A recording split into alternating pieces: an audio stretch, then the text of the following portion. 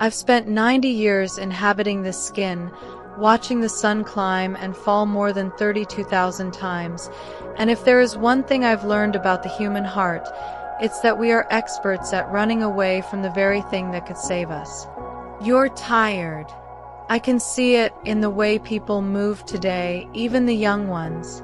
It's a heaviness that doesn't go away with a nap or a weekend off. It's a soul weariness that seeps into your bones until you feel like an old house with a foundation that's slowly shifting in the mud. For the longest time, I thought being tired was just the price of admission for being alive. I thought it was the tax we paid for caring, for working, for loving.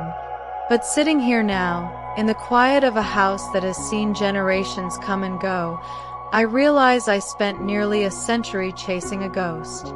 I remember being 24, standing in a kitchen that smelled of floor wax and burnt toast, feeling a fatigue so sharp it felt like a physical bruise. I told myself it was because the children were small, or because the bills were high, or because the world felt so loud. I kept adding things to my life to fix the emptiness. More coffee, more chores, more noise, more people. I thought the cure for being tired was to fill the space. If I just did more, I would eventually earn the right to rest. But the rest never came. Even when I slept, I dreamed of lists. I was addicted to the doing. I didn't realize that my engine was running at 1,000 miles an hour while I was parked in the driveway. I was burning through my own life force, fueled by a fear I couldn't even name. The secret isn't in what you do, it's in what you stop doing. We treat our bodies and our minds like machines that never need to cool down. We've been sold this great, profitable lie that the more we consume, whether it's food or information or movement, the more alive we are. But look at you. You're exhausted. Your joints ache, your head is foggy, and you're snapping at the people you love because you have nothing left in the reservoir. You've been told to keep the engine running 24 hours a day. Eat 3 meals, have a snack, check your phone, reply to the email, watch the news. Your repair crew, that beautiful internal system God gave you to fix the damage of the day, never gets the chance to step on the clock. You're firing them every time you reach for a distraction or a midnight snack. When I hit 90, everything changed. Not because I wanted it to, but because I had no choice. My body finally sat me down and said, "Hattie, we are finished with the noise." I remember sitting on my porch, just watching the shadows of the oak trees stretch across the grass. For the first time in my life, I didn't reach for a book or a needlepoint. I just sat. And it was terrifying.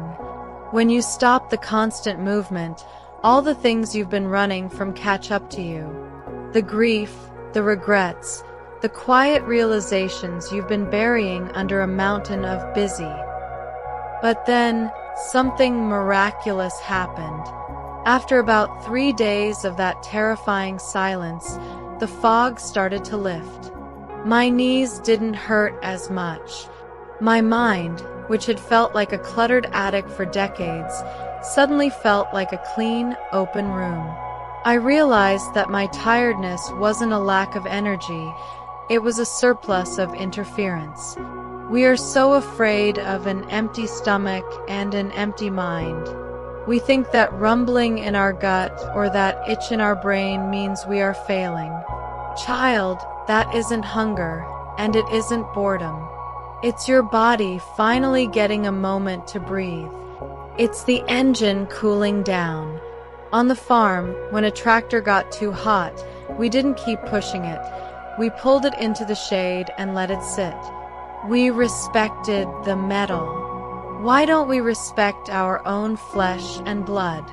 We keep shoveling fuel into a fire that's already out of control. We keep adding pills and supplements and hacks to a system that just wants us to get out of the way. I watched my grandfather live to be 98. He didn't have a gym membership or a vitamin cabinet. When he felt a heaviness in his spirit or a stiffness in his hands, he simply stopped. He'd sit with a glass of water and look at the horizon. He called it cleaning house. He'd let his stomach go hollow and his mind go still for a day or two. He knew instinctively what the doctors today take $1 million to explain, that the body knows how to heal itself if you just give it the peace to do so. We've forgotten how to be still. We've forgotten that scarcity can be a shield. In the Great Depression, we didn't have much, and we thought we were cursed. But looking back, that lack of stuff kept us strong. We didn't have the sugars or the heavy hearts that take people out at 50 now. We had the gift of the empty hour. You think you need more to feel better. You think you need a better mattress, a better diet, a better job. But maybe you just need less. Maybe you need to close the kitchen at sunset and keep it closed until the sun is high the next day. Maybe you need to let your phone die and leave it in a drawer. Maybe you need to let that sugar tantrum pass, that shaking in your hands when you don't get your constant hit of dopamine or glucose, and see what's on the other side. There is a deep, clean energy waiting for you there. It's the energy of a child, the energy of a person who isn't a slave to their own impulses. I'm 108 now, and I can tell you, the view from this age is very clear. Most of the things you are killing yourself for don't matter. The house will get dusty again. The emails will keep coming. But your engine, it's the only one you get. If you keep running it red hot every single minute of every single day, you are going to rust from the inside out. You aren't tired because you're old or because life is hard. You're tired because you've forgotten how to turn the power off. You've forgotten how to let the repair crew in. Stop eating like the world is going to end tomorrow. Stop thinking like every thought is an emergency. Give yourself the respect of silence. Give your body the dignity of rest. It is a holy thing to be empty for a while. It's the only way you'll ever truly be full. I wish I could go back and tell that 24-year-old version of myself to just put the broom down, to sit on the porch and let the world spin without her for an hour. She thought she was holding it all together, but she was just wearing herself thin. The world doesn't need your exhaustion, it needs your presence. And you can't be present if you're running on fumes. Take care of your engine, honey. It's a beautiful piece of machinery, but it wasn't meant to run forever without a break. Let the sun go down. Close the kitchen. Quiet your mind. And for heaven's sake, just breathe. The repair crew is waiting. All you have to do is let them in.